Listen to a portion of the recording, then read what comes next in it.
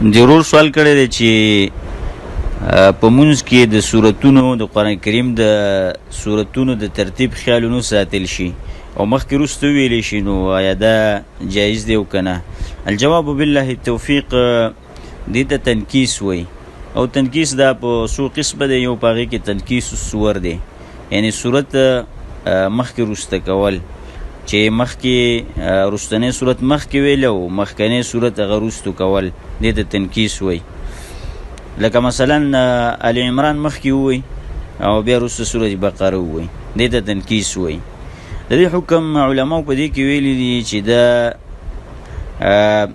بعض علما دا وایي چې یاره دا ترتیب د قرآن کریم دا توقیفي نه دی، نو هغوی وایي چې دا څه خبره نشته دی، ځکه دا توقیفي نه دی، او چې توقیفي نه دی نو مخکې وروسته کول د دې جایز دی او څه خبره نشته دی. او بعض علما وایي چې د کومو دا رایه ده چې دا ترتیب د قرآن کریم د سورتونو دا توقیفي دی او په دې باندې د صحابو اجماع شوی ده، نو بیا هغې دې له جواز نه ورکوي، هغه وایي چې بیا به د ترتیب خیال ساتي. خو راجح او صحیح قول دا دی چې نه، ترتیب د دې سورتونو دا توقیفي دی، توقیفي دا نه دی، او دا د اجتهاد د بعضې صحابه کرامو او په دې باندې ټولو صحابه کرامو اجماع هم نه کړی. دې وجې نه مصحف د عبدالله بن مسعود رضی الله عنه چې و، نو هغه د دې مصحف نه بلکل بدل و، هغه د هغې ترتیب د دې نه بدل و، د صورتونو مخکې وروستوالی د دې نه بدل و. نو د دې وجې نه دا معلومیږي چې دغه مسئله دا توقیفي نه ده، بلکې دا اجتهاد د صحابه او حدیث نه معلومیږي.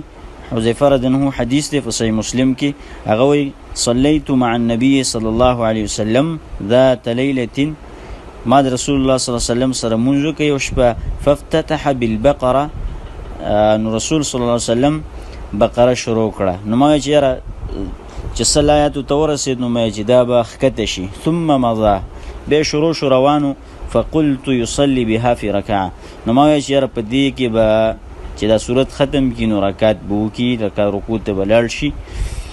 نو بیا رکوع یې ونه کړه او بیا مونځ شروع کړو. ثم افتتح النساء، تر دې چې سورة نساء شروع کړه او هغه ختمه کړه، او بیا یې سورة آل عمران شروع کړو، هغه هم ختم کړه. نو په دې کې دلیل دا ده چې سورة نساء رسول صلی الله علیه وسلم مخکې شروع کړې وه د سورة آل عمران نه، او ترتیب دا دی چې سورة آل عمران مخکې ده د سورة نساء نه. نو دلته رسول صلی الله علیه وسلم د ترتیب خیال نه ساتلی، نو د دې نه دا واضح هم معلومیږي چې که یو سړی د دې خیال ونه ساتي نو دا جایز دی، بالکل په دې کې څه حرج نشته دی. والله تعالی اعلم.